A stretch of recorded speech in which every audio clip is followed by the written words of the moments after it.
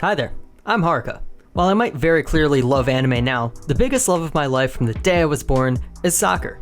And I don't just mean the men's game, I grew up with the women's game around me too. I wanted to be a goalkeeper because of Brianna Scurry, I've been a season ticket holder for the Chicago Red Stars since they were created, and most of my soccer journalism experience comes from covering the Red Stars. Now that I have both soccer and anime in my life, for some reason it's just really hard for the two to mix. Most soccer anime I've seen is honestly kinda trash. I talk a lot about how I have issues with common sports anime, but there is one manga that is getting an anime adaptation that I'm putting so much of my hopes on this coming season, and that's Sayonara, Watashi no Cramer, which I feel will not only portray soccer right, but women's soccer right. To start, let's talk about what I see as wrong about the usual soccer anime. There's a lot of the same stuff that I mentioned back in my Saotome video, but since soccer is my area of expertise, I've got a whole mess of specific issues around soccer's portrayal in anime.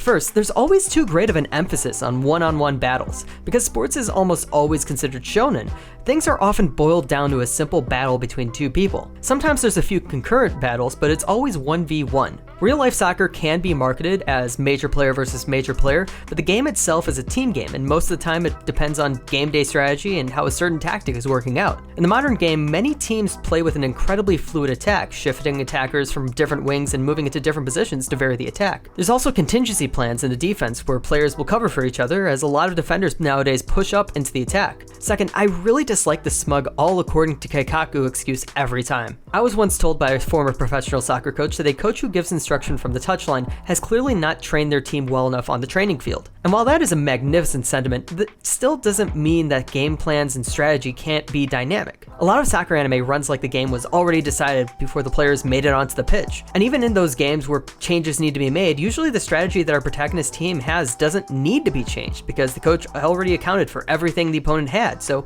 the communication on the pitch feels almost unnecessary. Speaking of chatter on the pitch, my third gripe is that there's too much standing and talking in sports anime in general, and it is especially egregious in soccer anime. The speed of the game means that there is no time to monologue on the ball, and even if the player is away from the play or there's a stoppage in play, there's not going to be banter between opponents. A teammate giving a quick shout to cover someone is fine, but full conversations aren't happening on the pitch. Alright, now for Sayonara, Watashi no Cramer.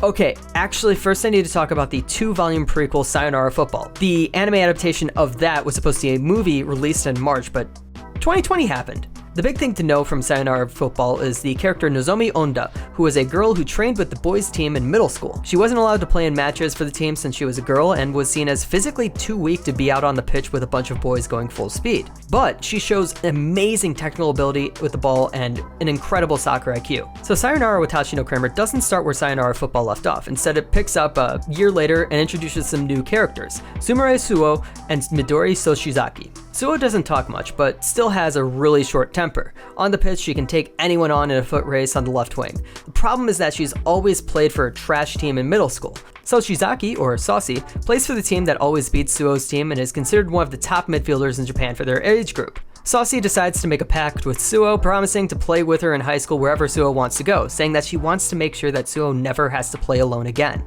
So Suo decides to go to Warabi Seinan, the worst high school in the region for girls soccer. This is because Saucy made a comment about how similar Suo was to the captain of Warabi, Eric Otase, who also seemed to be playing alone on the pitch. This is where Nozomi comes back into the picture, as well as Aya Shiratori, who has to be the closest thing you can get to a chunibyo in soccer. Just a Pippo Inzaghi wannabe with an ego that gives Zlatan a run for his money. There's also the coach, Fukatsu, who seems to be almost entirely disinterested in coaching a high school girls soccer team. And joining to help him is Naoko Nomi, a former member of the Nadeshiko national team. Her status seems to be on the level of someone like Mia Hamm, or I guess more accurately, Homare Sawa. Now, I can get into some actual plot points, but I don't know where the anime will stop. Usually there's a Reddit community that has insiders picking up leaks when it's some big romance manga, but here I'm just kind of taking a stab in the dark on where the season will end. Judging by who the characters on the poster are, we'll probably see the games against Kunogi and Urawa Hosei. Kunogi is the reigning champs of high school girls soccer in Japan and play a stifling high press, basically keeping their entire team up in the opposition's half the entire match.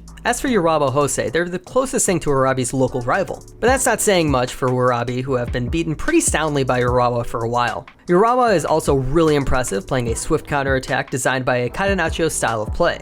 It's a testament to the writing that I know exactly how these teams play. In fact, let's go back to those tropes I mentioned earlier. In Sayonara, soccer is played as a team game. There are certain players who match up frequently due to their positions and tactics, but it's not about the one-on-one battle. It's just that the ball is moving there at this point in time. Suo, who plays on the left wing, might develop a rivalry with an opposing right back, but it's just that the right back defends her well and the game adjusts to Suo being taken out of the match. Suo doesn't just keep running at the right back, she cuts in at times, and the right back isn't just facing Suo, she overlaps into the attack. While they are close to each other much of the game, it's not a constant over and over until the good guy wins.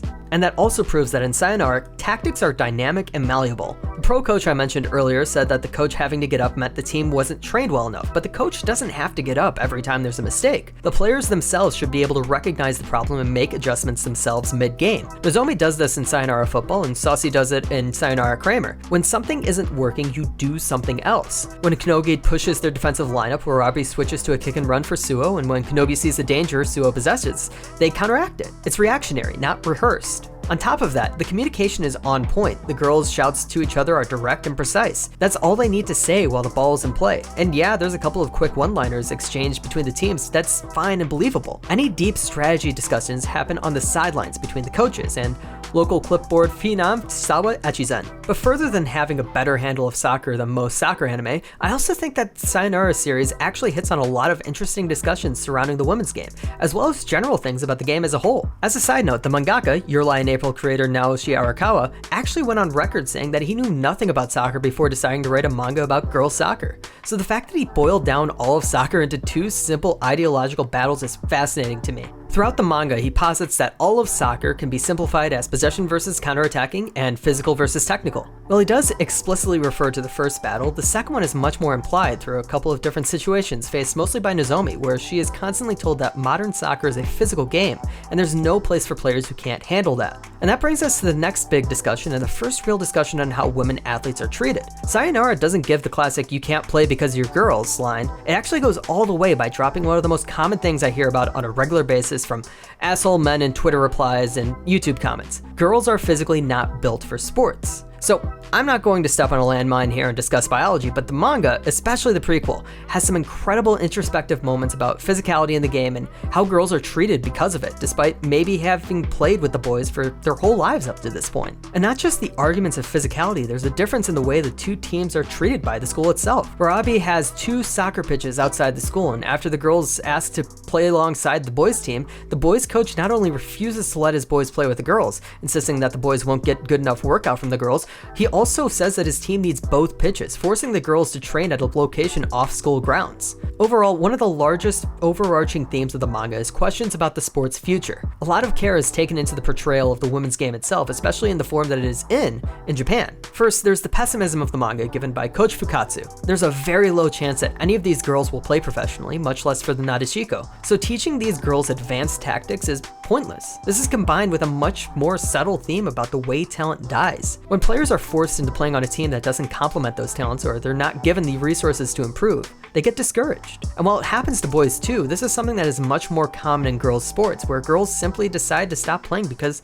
they don't think it's worth it. So many players who could have been generational talents driven out of the game because they feel alone. But the other side, the optimism, is epitomized by an amazing quote from Kunogi's coach. "Girls' soccer is an undeveloped land, carrying the alluring promise of a bountiful harvest." Women's soccer is still very much the Wild West, and while yes, there is less opportunity and resources available for girls to follow their soccer dreams, it also means that there's so much room to be a part of building the structures that will provide those missing opportunities to the next generation of athletes. So this isn't everything I love about Sayonara. I had to cut a lot. There's a bunch of fun quirks in the manga due to Arakawa's limited knowledge of the game or the translator's limited knowledge.